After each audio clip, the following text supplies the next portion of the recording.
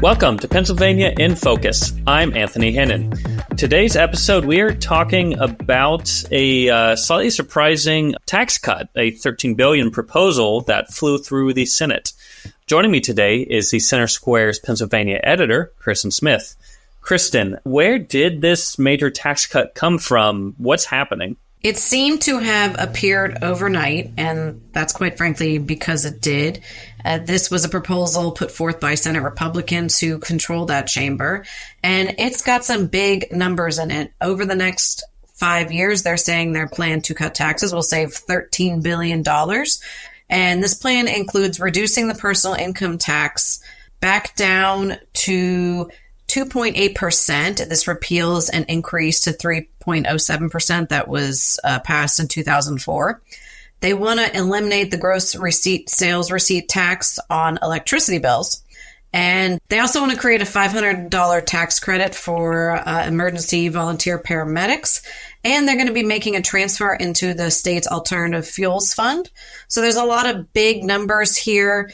Republicans are saying this is what the state needs to help attract businesses, grow the economy, and keep working age residents here. So this seems like, another ploy from the general theme here of, trying to make sure Pennsylvania doesn't lose more population, but also hoping that tax cuts will stimulate the economic growth and basically make up for the loss in tax revenues, correct? Correct. So it's the different side of the coin of how to grow the economy here. On one side, Democrats, led by Josh Shapiro, they want to take our hefty savings account that we have right now and spend it on many social programs, spend it on education, spend it on public safety, all these kind of things that they think would make Pennsylvania a better place to live and to have businesses and to grow. And so by doing that, that's their long range plan. They're saying, let's spend this money, invest it, spend money to make money, essentially. So Republicans see the flip side of that. They said we need to cut taxes so that it's more affordable for people to live in Pennsylvania, and it's more attractive in that sense because they can stay and grow and go to college and raise a family and do all these things that might not necessarily be affordable in many other states at this time. And they say that this will bring businesses into the state and prevent others from leaving because our taxes are notoriously high, and that discourages businesses like Amazon and other big ticket businesses from coming to Pennsylvania. So they both have the same end goal. Let's, make Pennsylvania a more attractive option for everybody, but they have vastly different ideas of how to make that happen. It seems to, it's no surprise to hear from, business leaders or people trying to launch a business that taxes are too high. But another complaint seems to be not only taxes, but just they can deal with the fees, they can deal with the charges, they can deal somehow with all this extra baggage hanging over. But one thing that this doesn't seem to address and seems crucial for economic growth is, delays in permitting or getting approvals. Even as a small business in Philadelphia, it might take a year or more to just be able to open, a cafe or a retail store.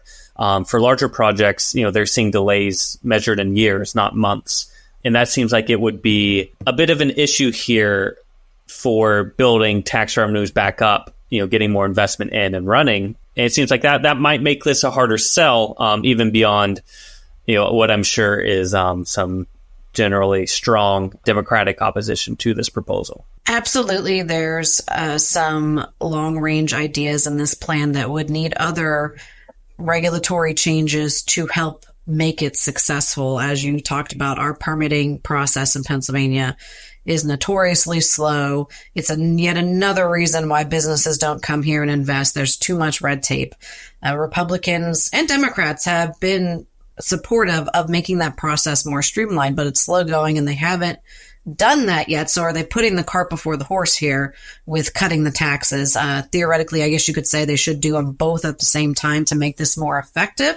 But it's certainly an issue that both sides of the aisle will have to deal with. It doesn't matter which plan or which elements of each plan come together until they make permitting reform and some of the other structures that are already in place in Pennsylvania, until they modernize those, they're not going to be able to reap the benefits of some of these policies. And what that spells is financial trouble down the road. So does this have any hopes here of getting through, the House, getting to the governor's desk, getting the governor to actually embrace this? Or should we perhaps keep in mind that 2024 is an election year? 2024 is an election year, and that's definitely a factor to keep in the back of everyone's mind here, that it's certainly inspiring a lot of the legislation that we're seeing from both sides at this time. The timing of this is also key. We are a month out from budget season, which is the entire month of June, and that is historically when you see these big ticket proposals come to fruition, find their way into the budget, things like school choice and education spending and tax cuts, or big spending in human services and public safety, new tax credits. That stuff definitely coalesces and comes together here in the next 2 months. So, it would seem that this is something that Republicans are throwing out there as, hey, this is a starting point for us. This will be a part of our budget negotiations. Like I said, they control the chamber, and 8 Democrats signed on to this bill with them. So it was bipartisan, by a comfortable margin. Now in the House, Democrats have a 2-vote lead, and that is very narrow. So they could be overruled on this. It may be hard to hold off a majority vote in favor of something like this. Democrats want to cut taxes where it's feasible as well. Do they agree with all these taxes? Absolutely not. And, Senate Democrats were very emphatic about this, that it should have had an EITC expansion, and that the idea that this was just rolled out within 24 hours, or really more like 12 hours with no discussion, no committee hearings, nothing. They were really put off by that process. So you're probably going to hear more concerns about that. I wouldn't believe the House would overlook that either. I'd like to say that they will have certainly more discussion, but it's also got a much bigger hurdle to climb in the House. Kristen, thanks for joining us today. Listeners can keep up with this story and more at thecentersquare.com. Are you tired of news that puts politics over people?